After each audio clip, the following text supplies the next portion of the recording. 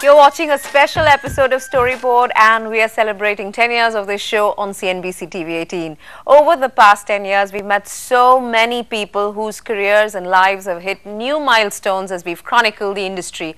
Here's how the Storyboard decade has changed careers and shaped new attitudes.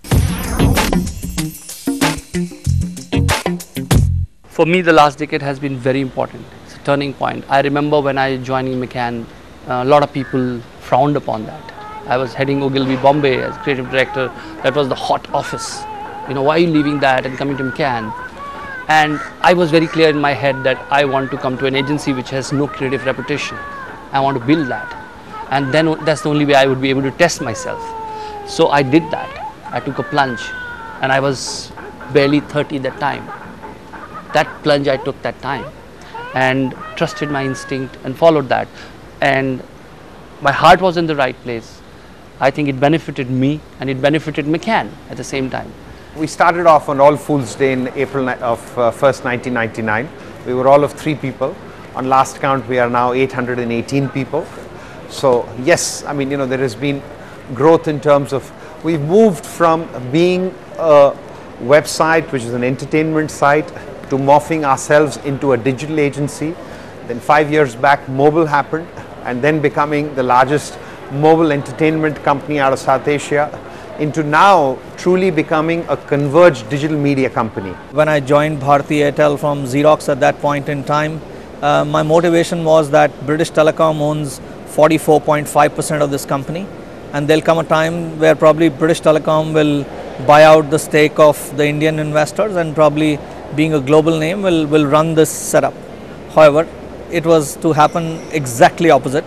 It is Bharti that bought out the share, and today has moved from being a single country operator to having customers in more than 26 countries and having mobile operations in 19 countries, including Bangladesh, Sri Lanka, and 16 African countries other than India. So I think it's been a great journey.